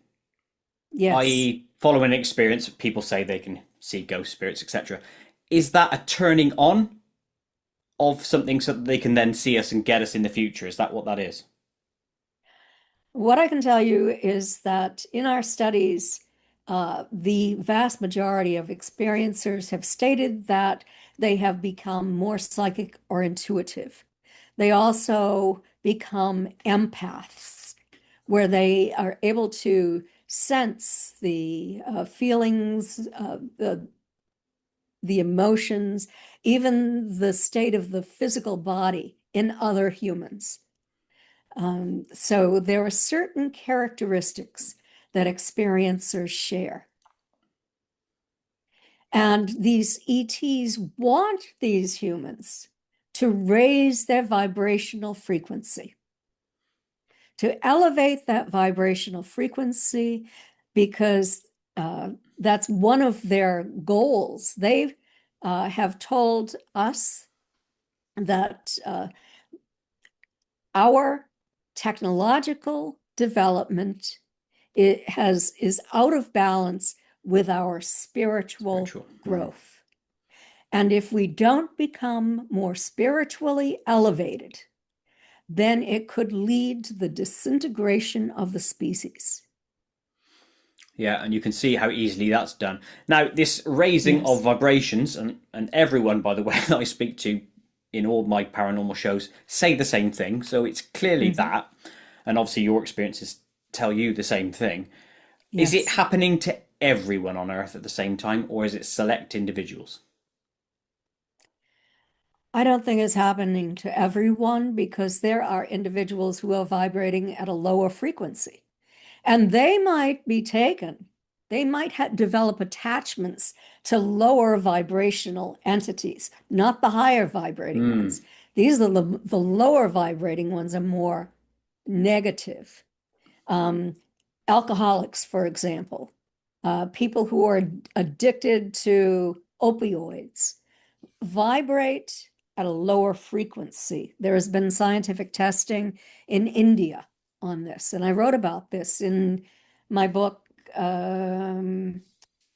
Forbidden, no, not Forbidden Knowledge. It's Extraterrestrial Contact, What to Do When You've Been Abducted.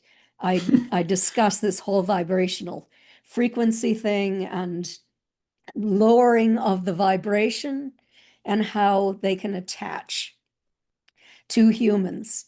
And I think that that's what the hitchhiker effect is with these military scientists who have gone to the Skinwalker Ranch and they take home these highly negative orbs, shadowy figures hovering, that sort of effect. I don't think that that is happening in the higher elevating, high. I shouldn't say elevating, but vibrating humans. It's in those who have the lower vibrations, who develop attachments, who are full of fear and negativity. Sure, but what I'm getting at is ultimately we're on a path towards a higher vibration in Yes, species. That's what they want, and that's what, in theory, we want really as a species anyway. yes, You want to advance rather than going backwards. yes. So That's what obviously, then they're you not trying to want get to the people lower to do. ones, though, are they? Oh, no, no, no. No. Trying to move away from those lower entities that have so much control of the media, the thrive on making humans ill, on violence, on that kind of thing. So there really is They, a war on the soul, then, isn't there, to a degree? yes, I believe so. Hmm. The old angels and demons trope is true, and it's amazing when you really look into that. Hybrids, are they a tool to get us to this higher vibration? Is that what their purpose is, do you think? I have a lot of questions about hybrids. I believe that they exist, that they are being created. Believe that some of them live in a non-human environment throughout their entire lives, that they might be seeded on other planets, that these non-humans are terraforming or terraforming, I Forming, should yeah. say, sorry. And but I believe that also uh, they are being born to human families and they have special characteristics and they are being taken from the time they are first born uh, into an alien environment. They are highly advanced. They are treated differently. They might, of course, they will have some of those experiments, the tissue samples taken, the DNA taken, but also they are given information that most experiencers aren't given. Most experiencers are told about the how we should be better stewards to our environment.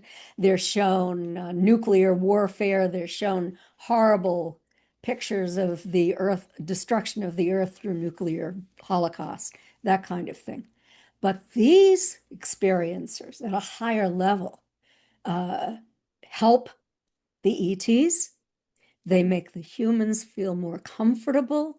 They're taken from the time they're children. They develop the ability to channel healing to others, to communicate at will with these non-humans, to fly the craft. I know some of these people, and they are simply amazing individuals. But you I would will say they never are an reveal who. intermediary. Yes, Yeah. yes. And they won't generally reveal who they are because their life could be in danger. Because those who want to maintain the lower vibration might kill Get them. to them. Yeah, yeah, we don't want that. Yes. Um, Something that comes along with hybrids, and I think I've attached it to that, is the word containers. Now, Denise Stoner, who clearly you know very well, she Yes. told me a rather harrowing story to me about containers, and that's what we are, and souls get dropped in, etc. What have you been told through all your research from all the people about containers? That is what some of the ETs call the human body.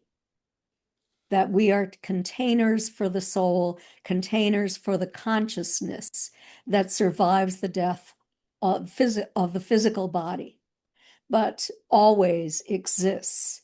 And so Denise and I am the person who first investigated Denise's cases of abduction, who did the hypnosis with Denise.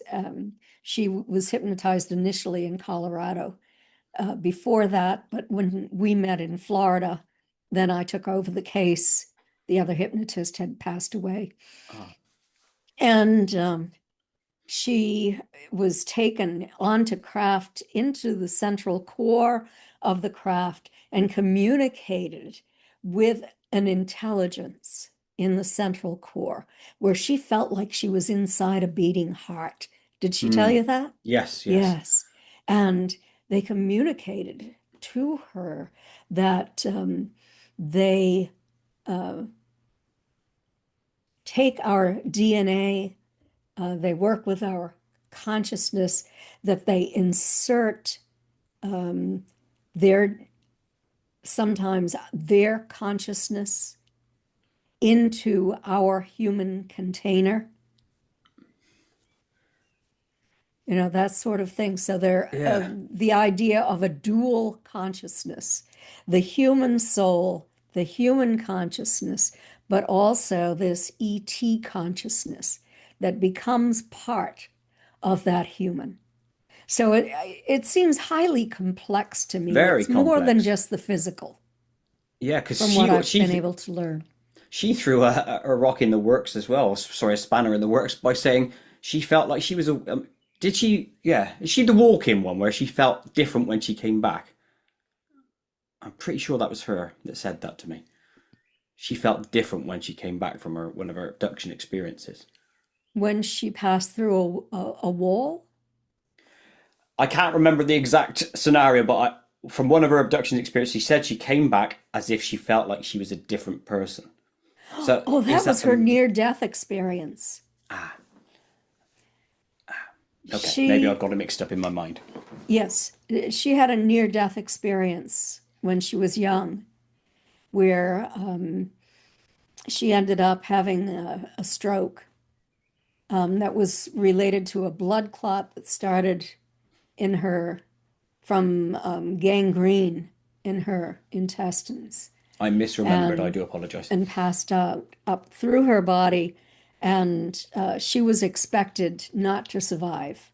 She had a baby at the time, a handicapped child. The doctors told her husband to prepare for her death because they didn't think she would survive.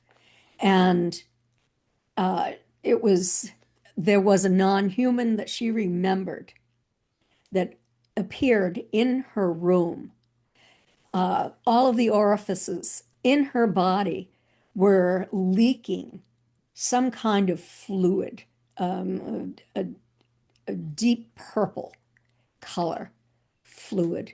And this very strange nurse with an ET face, but a 1930s or 40s nursing uniform and cap on her head, large dark eyes, very strange looking, came to her, took the bedding off, the sheets off her bed, and healed her. And she survived. And when this occurred, she felt that she developed an entirely new personality. She said that prior to that, she was a little mouse, that, she was really very, very shy and not assertive at all, and that she had developed this very powerful personality, that she'd become more intelligent, had characteristics that she hadn't previously had. Even the way that she wrote was completely different than the way she had previously. Very, And very, she had to very go strange. back and relearn. It was like taking a toddler and learning how to walk again, how to do everything again. Yeah, very, very strange case, that one indeed. Yes, But how it relates to this whole containers thing, I don't like that word on us. I know, to think of us as containers rather than Yeah, you're just a human jam jar. beings, I don't like that word either. It's, No, it's it very. just sounds so industrial to Yes, me. well, that's it. That goes to the whole non-caring approach Yes, because we don't see ourselves as jam jars, whatever, barrels. We see right. ourselves as this, a feeling, loving person, etc. It's just a whole strange Absolutely. scenario. I'm not a tin can. No, no, definitely not. Right, we're going to take a sideways jaunt into the Koit zone just before we wrap up because I'm conscious of time for you. Okay. So, Kathleen, we are now entering the Koit zone. Koit zone! Okay. Koit, these are just random, straightforward questions now. Nothing related to ETs or anything like that. So, let's start with an easy one. What is your favourite film? Oh, my gosh. Um, it's hard to say. Don't be It's embarrassed. Go on, say it. difficult. Star Wars, Well, the isn't it? first thing that came to my mind was uh, Ertugrul Resurrection, and it is a Turkish series. There were about 500 series, and I'm a little embarrassed to say this because there were so many heads being lopped off, but I'm very, very interested in history and in the history of religion. And so this went back to ancient Turkey, to very beginnings of Christianity, the very beginnings of the Christians who were invading this territory of different religious Muslim, kind of territory, different beliefs, trying to take over their land and trying to take control of the people. And I was so interested in how these Muslim people interacted, lived as nomads, yet there were the castles, but they had a nomadic life, but also great power, great love for one another and for others, and might even marry a Christian. But there are heads If being lopped off, you said. But they also this war against uh, the Mongolians on one side, the Christians who were invading on the other side, and lots of heads being lopped off. Right, So so that's why I'm say a the little name again. embarrassed to say. Don't be embarrassed. Say the name again of the Yeah, of the film so that people can go look it up. Resurrection Ertugrul, Resurrection. Ertegrul. I think it was. I don't know if it's any longer available because they were going to pull it off the market because it was having an impact on beliefs of the American public, Oh, okay. probably being more sympathetic towards people in the Middle East. I don't know, toward Whatever. Muslims. It's safe to say, Kathleen, you're the first person that's ever mentioned that one to me on that question. um, what one confectionery item can you not live without? Confectionery item. Mm. Hmm.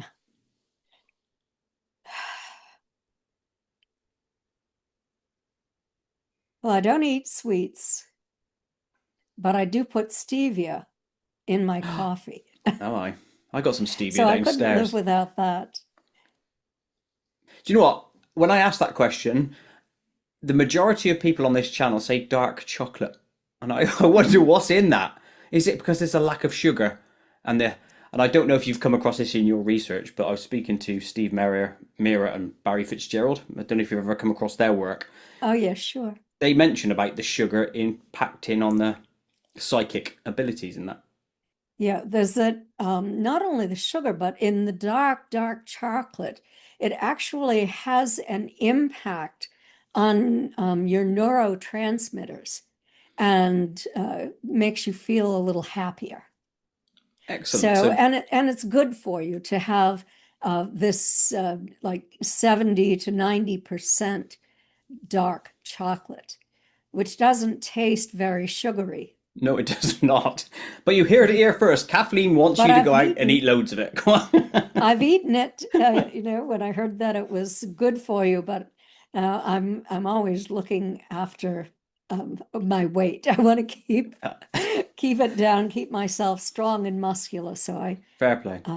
I stay away from the Good. confectionery kind of things. That's good on you. That's that strength of mind that you told us about earlier, because it's easy not to not to Right. go there. Oh, Yeah. And once you pick it up, I notice if I have a piece of birthday cake, um, I want a piece of birthday cake every day after that. That kind of yes. thing. It's almost like it's addictive in a sense. That's why my birthday is every month. What place have you not been to yet that you'd really like to go to? Australia. Oh, why? I have friends who are experiencers in Australia and New Zealand. I should say New Zealand Hmm. too.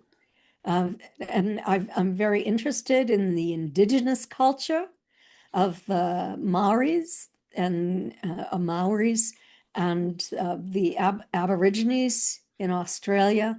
It's a place I've never been. I've been to South America, I've been to Mexico, Canada, United States, Europe, but I would love to go there. Um, if they had a time machine where I could just be transferred quickly, because Yeah. I don't want to do that flight. I've been invited over to speak there and I turned it down. Also, I want to go to France. There's a part of France that one of my great grandfather came from. He was a drummer and he settled Fort Royal in Nova Scotia, what is now Nova Scotia. In Canada, yeah. And it was New France, yes, in Yes. Yeah. Canada, in that time frame. So I would just love to go to France to, his name was Jacques Lager dit La Rosette, and I would love to go to Rosette, France, to see where those roots were. I've been to Scotland, I've been to England, I've been to Nova Scotia, I've done the family genealogy. I have not been able to follow my roots to France. Well, that's an easier flight than going all the way to Australia and Yes. New Zealand. Because what's that, like Mhm. 16 hours, 20 hours, or whatever for you? It would be 20, at least 24 hours for Oh, that's me. even worse. Yeah, no. Yes. I'm with you on that. I don't do long journeys. No, stay close. What do you think is the best board game? This may sound ridiculous, but I like Scrabble.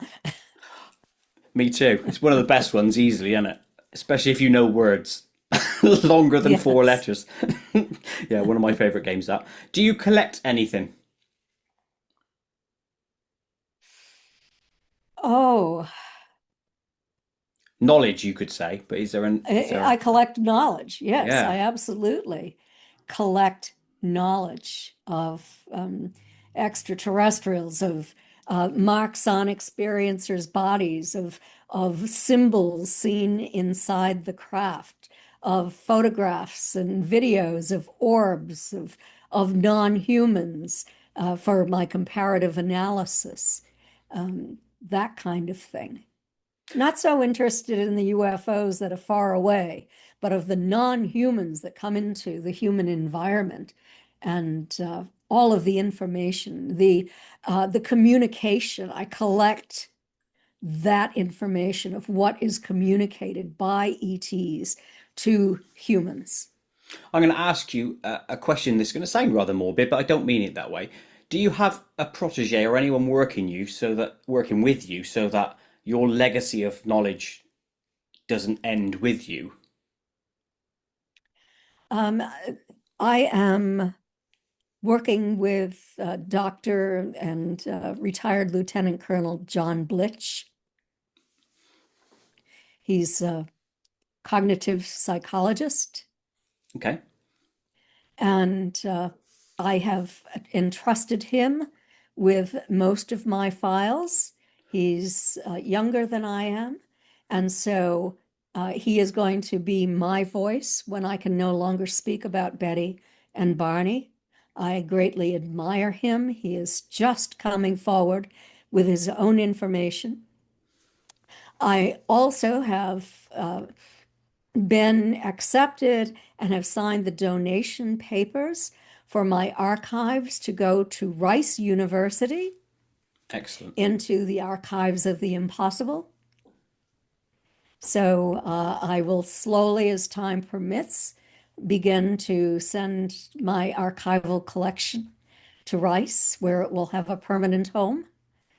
I did contact the University of New Hampshire. They would love to have my files, but only what pertains to Betty and Barney Hill and my research on that. But I want my own archive. I don't want, Yeah, you deserve it. I deserve it. Yes. I've done years and years of research. Now I set up Betty's and Barney's archive years ago. But I have a huge body of information and evidence, and I want it to be stored in a permanent collection, along with Dr. John Mack's work is going to be there, Whitley Strieber's work, many outstanding researchers. And so I feel that it's an honor and a privilege to have my work stored in that location. 100% agree because we can't afford as a species to lose the accumulated knowledge that you put, hard work, blood, sweat, and tears into, and the same goes for Whitley, etc. And now Mhm. to get back to inane topics again, what is the best flavour? Sorry, from one spectrum to another. Flavor, Yeah, black cherry black cherry. for me. I love black cherries. Fair play. Next one. Do you ever get recurring dreams? Yes, yes, I've had recurring dreams throughout my lifetime. Do you ever solve them? Um, So they stop, I mean. Sometimes they might be a past life Oh, okay. experience that I'm remembering over and over again. Sometimes I can translate the meaning of my dreams, and it's changed my behavior. Quality. Yeah, so you have solved them. I like that. Is there a TV show that you're currently binging?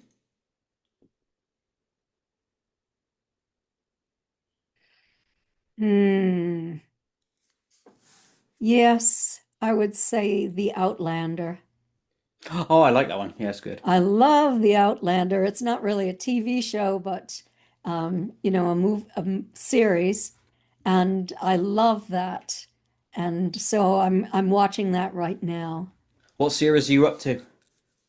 I'm on the seventh season. Oh, okay. You're doing well. Yeah, yeah, it's Mm. good. I love that program myself. Two more questions in the Koit zone. What's the worst injury you've ever sustained? Let's go with physical injury. Hmm.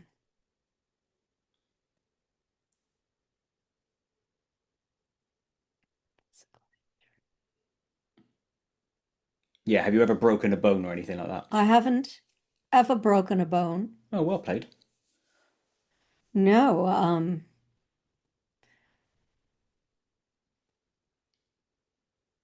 I've never been in a car accident. You've done well then, haven't I'm you? I'm pretty lucky. I guess it's just the injuries of um, aging, of developing arthritis in my joints Oh, the and joys of that, eh? that kind of thing, and the effects of COVID. I I had COVID and I developed long COVID and the COVID fog that sort of gave me dementia for a while. And that lasted for 2 years, and I thought I'd never come out of it. But I Hmm. finally did. And here I am back to work and writing a book and, archival collection and working on an academic study and two academic studies actually. Back to the good So, stuff, oh yeah. yeah, I'm totally back, I think. Excellent. Well, I'm glad that's So I'm so behind you. pleased. And that leads us to our Yes. final Coit Zone question, which is this. You meet God. He or she says you can ask him or them one question and definitely get the answer. What one question are you asking God? God, did you put us on this planet and on other planets? Are you our creator? Or are these non-humans our creators? And if so, did they work with you as part of our creation?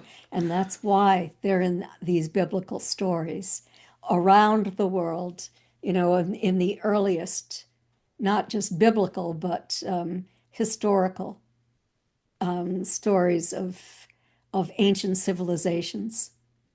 I love that question. It could go so many directions with theoreticals, couldn't it? I would love to Yes. explore that one, but I won't because I'll just take up hours and hours of time. So that's the end of the Coit Zone. Two final questions and then we will wrap up. So, Kathleen, what Okay. else do you like to do in your downtime when you're not researching or being on TV, etc.? Anything you like to do? I go to the gym. I enjoy that. I like to take part in the group classes, um, and cardio circuit and yoga, qigong. I like to do those classes with a group because I'm a social person Hmm. and I have friends at the gym. So yeah, I enjoy doing that. Healthy body, healthy mind, and all that, isn't it? It literally is that. Hmm. A final question then. What are you currently working on? Is there a project that you're involved? It's getting all your time at the moment. There are there's more than one. That's Thousands, getting that. yeah. I'm working on the statistical analysis of the Marden-Barton survey on religious belief and extraterrestrial life. We have 1,005 responses. We've closed the study down. I've done 101 page statistical analysis. We're working with a college professor and his student who are doing an AI analysis at the same time. And we're hoping that it will end up with a peer-reviewed journal article. And Dr. Melanie Barton Bragg and I are going to be writing a book on this. That's requiring a lot of my time. Also, I'm writing a new book about my aunt, dating back to it's information that only I know. It's not written in any archive, or I've never talked about it, but it's going to give deep insight into Betty's and my family's history, genealogy, her starting as she was a tiny baby and through her life and all of the things that impacted her and that made her the person that she was. Excellent. I I was thinking throughout that when you were talking that you just do fascinating work. Absolutely fascinating work, and you're aiming for the big questions and stuff, and I love that, the big answers. So thank you ever so much. Thank you. Kathleen, thank you ever so much for coming on today. I really appreciated your time, really impressed with what you've had to say. Everyone else listening or watching this, please check out the links in the description to Kathleen's sites, etc., etc. Go and buy her books. Some great stuff there. Kathleen, thank you ever so much for coming on. It's been much appreciated. It's been a pleasure. Thank you so much. Thank you. Goodbye, everyone. See you on the next one.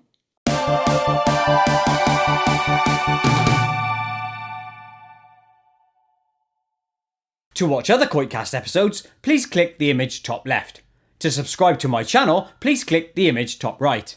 Please like and share to help KoitCast grow, and most importantly of all, please click the notification bell so you never miss an upload.